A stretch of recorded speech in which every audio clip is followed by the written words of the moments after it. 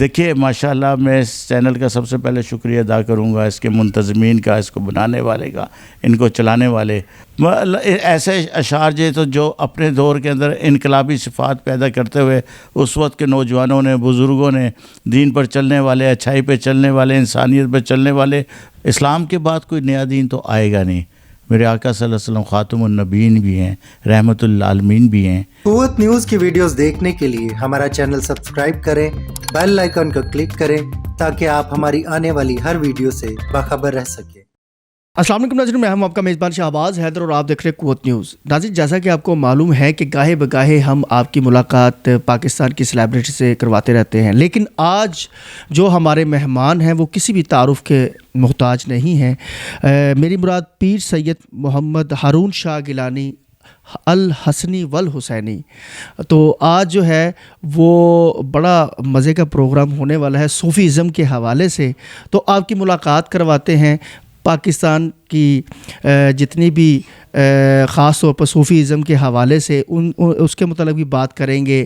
اور اس وقت جیسے کہ آپ جانتے ہیں کہ شہباز قلندر سرکار کا عرس بھی چل رہا ہے، مادو لال حسین سرکار کا عرس چل رہا ہے، اور لال بادشاہ جو ہے ان کا بھی عرس چل رہا ہے۔ تو آج خصوصی گفتگو ہونے والی ہے۔ جی السلام علیکم۔ جی وعلیکم السلام ورحمۃ اللہ وبرکاتہ۔ کیسے مزاج ہیں آپ کے؟ ٹھیک جی، سب سے پہلے تو ہم آپ کا بےحد شکر گزار ہیں پیر جی کہ آپ نے ہمیں ٹائم دیا۔ تو سب سے پہلے ہم جاننا یہ چاہتے ہیں کہ جو صوفیہ اکرام ہے وہ ہمیں بیسک درس کیا دیتا ہے؟ دیکھیے، جب نام آتا ہے صوفیہ کا نا، تو اس کی تاریخ اسلام سے کچھ 4000 سال پہلے سے چل رہی ہے۔ یعنی انبیاء کرام کے جن لوگوں نے ساتھ دیا، جنہوں نے تزکیہ نفس کیا، جنہوں نے دل سے اللہ اور اللہ کے رسولوں کو اور ملائکہ کو، یوم آخرت کو، جنت کو، دوزخ کو تسلیم کیا، اور اس سے یقین کے ساتھ اپنی اصلاح قلب کی، جسمانی روحانی طور پر اپنے آپ کو اللہ کے لیے انہوں نے خالص کر لیا، یہ صوفیہ انہی کے نام سے قیامت تک جاری و ساری رہے گا۔ بالخصوص اصحاب صفات حضور نبی کریم صلی اللہ علیہ وسلم کے ساتھ تھے، تزکیہ نفس کرتے تھے، ریاضت اور مجاہدے کرتے تھے، اس کے بعد یہ وضو اور شریعت ظاہری اور طریقت سب کی طرف آگے بڑھتے تھے۔ تو یہی سلسلہ آگے اولیاء اللہ نے ان کو چلایا، اور جہاں جہاں اولیاء اللہ گئے انہوں نے صوفیزم کو اس طریقے سے پوری دنیا میں تعارف کرایا کہ ظلم و ستم، ناانصافی، برائی، کرپشن، مطلب دل کی برائیوں کو دور کر کے، کثافت نفس کو دور کر کے، پاک اور تطہیر کر کے اپنے آپ کو انہوں نے مخلوق خدا میں نمایاں مقام دلوا کر لوگوں کو بھی اس کا فیض و برکات سے مالا مال کیا۔ جی تو بہت سارے بزرگان دین نے کلام بھی لکھے، اور ایک ایک اشعار کے اندر جو ہے وہ جیسے کہتے ہیں کہ کوزے میں بند کر دیا پوری دنیا کا اپنا سسٹم، اور جو جتنے بھی ہم سمجھتے ہیں کہ اپنی زندگی کو سنوارنے کے لیے یہ بڑے اہم جو ہے شاعری کی گئی ہے۔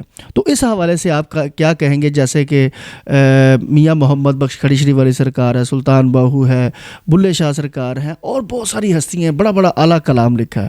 تو بیسیکلی ان کلام میں ہمیں کتنا زیادہ زندگی سنوارنے کا جو ہے وہ موقع مل سکتا ہے؟ دیکھیں جی، اسلام کے بعد کوئی نیا دین تو آئے گا نہیں۔ میرے آقا صلی اللہ علیہ وسلم خاتم النبیین بھی ہیں، رحمت للعالمین بھی ہیں، اور اس کے ساتھ ساتھ جو دنیا کے اندر ہر صدی میں مجدد آتے رہے، اور انہوں نے مختلف طریقوں سے اسلام کی آبیاری بھی کی اور اسلام کو تقویت بھی پہنچائی۔ اس میں صوفیہ اور شعراء کا بھی بڑا عمل دخل رہا ہے۔ دیکھیے، ایک تو شاعر ہے جو دنیا داری کا ہوتا ہے، اور جو صوفیہ ہوتے ہیں ان کے اوپر الہام ربی ہوتا ہے، تزکیہ نفس کے بعد اور حقیقت اور معرفت کے راستوں سے چلتے ہوئے وہ جب اعلیٰ مقامات حاصل کر لیتے ہیں، کوئی ولایت میں چلا جاتا ہے، کوئی ابدالیت میں چلا جاتا ہے، کوئی قطبیت پہ چلا جاتا ہے، کوئی قلندری صفت و صفات میں چلا جاتا ہے، اور سب اپنے اپنے مراقبے اور اپنے ریاضت و مجاہدوں کے بعد جو مقام پاتے ہیں، اس کے بعد اللہ تعالیٰ ان کے قلوب پر، ان کے اذہان پر، ان کے ضمیروں پر ایک خاص قسم کی کیفیت پیدا کر دیتا ہے، جس کو الہام کہتے ہیں۔ وہی کا سلسلہ تو منعقد ہو گیا، تو وہ الہام ربانی سے کئی اشعار جو ہے نا پوری دنیا کو سمٹ کر چند 2 جملوں میں لے آتے ہیں. مثلا جیسے علامہ اقبال بھی صوفی شاعر ہیں, بڑے قلندر شاعر ہیں. تو آپ نے قوت عشق سے ہر پست کو بالا کر دے, عشق میں محمد میں ہر شے سے اجالا کر دے. اسی طریقے سے انہوں نے بند دیا کہ کائنات کا سب کچھ, ٹھیک ہے نا, ایسے اشعار جو اپنے دور کے اندر انقلابی صفات پیدا کرتے ہوئے اس وقت کے نوجوانوں نے, بزرگوں نے, دین پر چلنے والے, اچھائی پہ چلنے والے, انسانیت پہ چلنے والے لوگوں کے قلوب کو بھی جگمگایا, ان میں جذبات اور ان کے اندر ولولہ اور ہیجانی کیفیات پیدا کی, یہاں تک کہ ملک و قوم انقلاب کے لیے اٹھ کھڑی ہوئی. یہی کام صوفیاء نے کیا اور ہر جگہ پہ ہوتا رہا ہے. اور ایک شعر کے اگر آپ اٹھا کے دیکھیں تو آپ نے درست فرمایا کہ کوزے کو سمندر کو کوزے میں بھر دیتے ہیں. تو اس کا مطلب یہ ہوتا ہے وہ سمٹ کر ایک ایسا جملہ جیسے فربودات براری مشکل کشا بھی یہی ہیں کہ آپ فرماتے ہیں جو بات آج ہمارے لیے رہنمائی کا سبب بنتی ہے. اسی طرح سے اپنے دور کے اندر ہر ولی نے, ہر صوفی نے یہ کارنامے انجام دیے. جی ماشاءاللہ. اچھا حضور, جیسے کہ میں نے پروگرام کے شروع میں بتایا کہ عرس مبارک چل رہے ہیں, 2-3 بڑی ہستیوں کے عرس چل رہے ہیں. شہباز قلندر سرکار کے, مادھو لال حسین سرکار کے, اور لال شاہ بادشاہ جو ہیں ان کا بھی عرس ہے.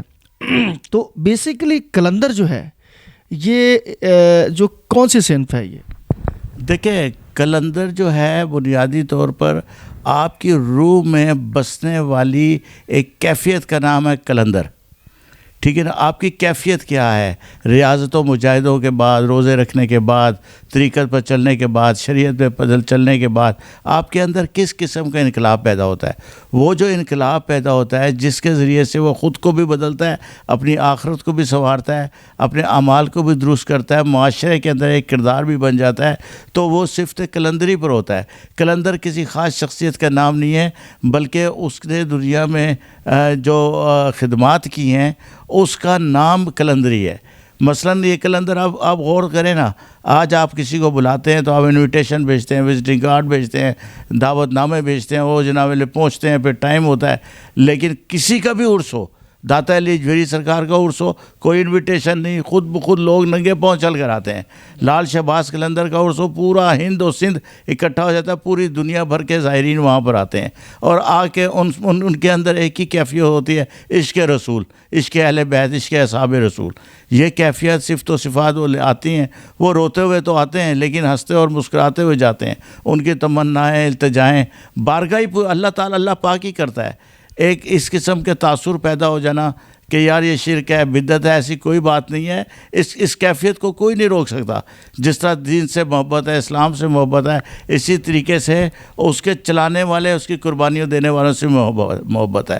ہند کے اندر اٹھا کے دیکھتے ہیں تو یہ سب کے سب تاریخ کی تناظر میں دیکھا جائے کہ یہ سب کے سب آل رسول ہیں.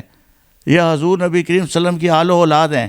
کہیں خواجہ معین الدین چشتی بن کر آ جائے تو خواجہ عزمیر آ گئے, اور کہیں پر جناب لال شہباز قلندر آ گئے, کہیں پہ پاک پتن والے سرکار تشریف لے آئے, داتا علی جویری لے کے آئے, بری امام شاہ حتیب بٹائی, اور اس طریقے سے جہاں جہاں جائیں ان کے پیچھے اگر اجرا دیکھا جائے تو یہ آل رسول کا مشن تھا. صوفیانہ رنگ میں, پیار و محبت میں آ کے انہوں نے اس علاقے کے اندر کلمہ بھی تدریج کیا, اسلام بھی آگے بڑھایا, انسانیت کو بھی قوت اور پروان چڑھایا, اسلام کا درس بھی دیا, قرآن کی تشریح بھی کی, اور اسی طریقے سے انہوں نے شریعت مطہرہ کے اوپر اور ظاہری اور تصوف کی عبادت کے ساتھ ساتھ ایک انقلاب برپا کر دیا جس میں کوئی خون اور قتل و ریزی نہیں تھی, کوئی فوجی اور افواج نہیں لے کر آئے تھے. وہ انہوں نے اپنے کردار سے بدل کے رکھ دیا, اور یہ قیامت تک ایسا ہی ہوتا رہے گا, یہاں تک کہ انشاءاللہ صوفیہ میں سے, قلندروں میں سے ان کا امام بھی آ جائے گا, پوری دنیا کو بدل کے رکھ دے گا.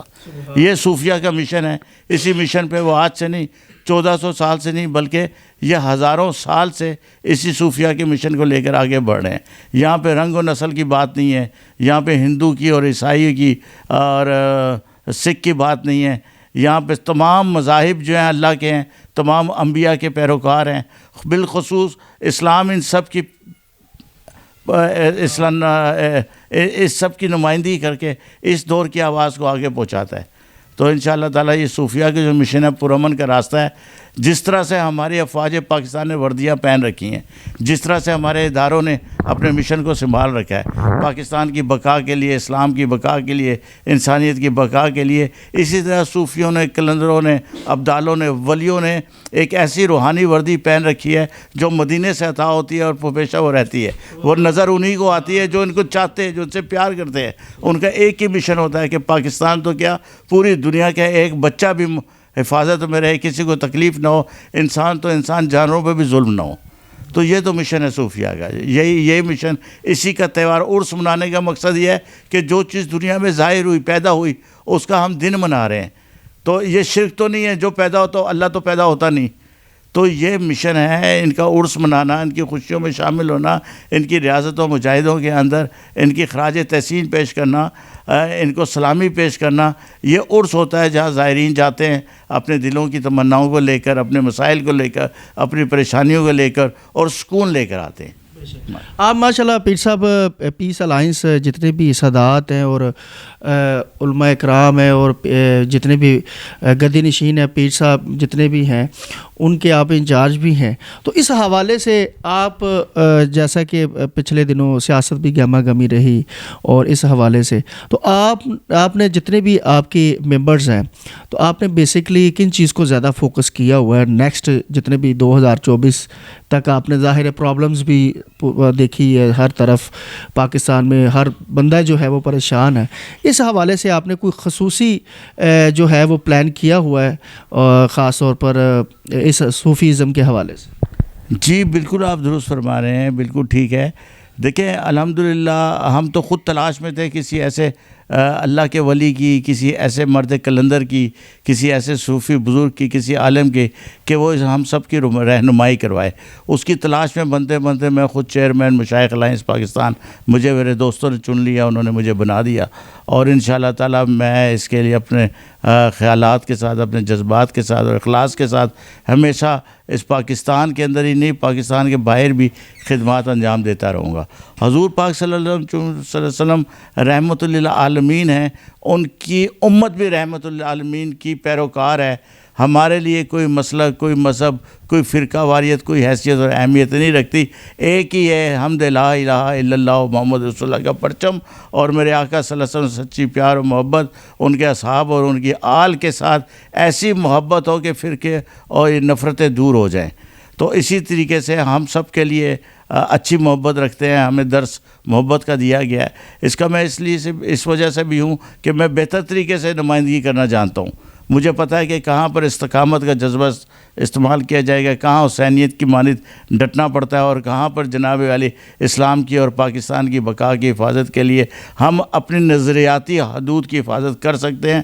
انشاءاللہ تعالیٰ اس پاکستان میں جب بھی مشکل وقت آیا, جہاں ہماری افواج نے ساتھ دیا, ہمارے اداروں نے ساتھ دیا, وہیں پر اولیاء اللہ نے بڑھ چڑھ کے الحمدللہ دنیا نے دیکھا کہ کشف و کرامات کے ذریعے سے اس ملک کی نہیں بلکہ پوری دنیا کی حفاظت کرنی ہے ہمیں, چونکہ یہ رحمت للعالمین صلی اللہ علیہ وسلم کی کائنات ہے. اور لوگوں کو اپنے کردار سے, اپنے افکار سے اور اپنے جذبات سے انشاءاللہ تعالیٰ آگاہ کرتے رہنا ہے. جی ماشاءاللہ. تو لاسٹ پہ آپ کیا پیغام دیں گے تمام دیکھنے والوں کو؟ دیکھیے ماشاءاللہ میں اس چینل کا سب سے پہلے شکریہ ادا کروں گا, اس کے منتظمین کا, اس کو بنانے والے کا, ان کو چلانے والے, اور اس کے ذریعے سے یہ ایک بہترین چینل ہے. انشاءاللہ میں خدمات کرتا رہوں گا. اور اس کے بعد میرے جو سلسلے کے ہیں پورے پاکستان کے تمام صوبے میں, نادرہ پاٹن ایریا میں, سب میں ان سب کو بھی کہوں گا کہ اس کو اپنی آواز بنائیں. صوفیہ اس چینل کو اپنی آواز بنا کر اور اس کو اپنی خدمات میں اس کی سرپرستی کرتے ہوئے اپنے علاقے کے مسائل, اپنی پریشانیوں کو سامنے لائیں.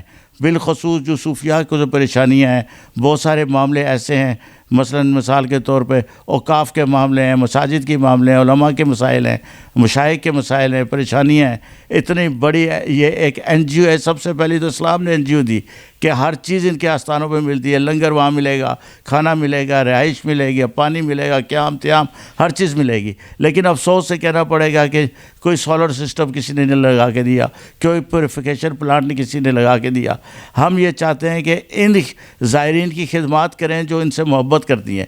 جب آئیں تو ان کی رہائش گاہیں اچھی ہونی چاہیے, ان کو بہترین لگژری رہائش ان کے پاس ہونی چاہیے, دکھ سکھ کے لیے چھوٹے ہاسپٹل اور کلینکس ہونی چاہیے, یہاں پر ہر قسم کے وسائل ہونے چاہیے تاکہ یہ ہمارے پاکستان کے اندر یہاں پر پوری دنیا کے زائرین آئیں اور یوں اس سے ہمارا ذرائع مبادلہ بھی بڑھے اور ہماری عزت اور وقار میں بھی اضافہ ہو. انشاءاللہ جو ہمارے ساتھ ہیں ہم ان کے ساتھ ہیں, جو نہیں بھی ہیں ہم پھر بھی اس وطن کے لیے, اس ملک کے لیے, اسلام کے لیے, انسانیت کے لیے ہر جگہ پر ہم ان کے ساتھ کھڑے ہیں. السلام علیکم ورحمۃ اللہ.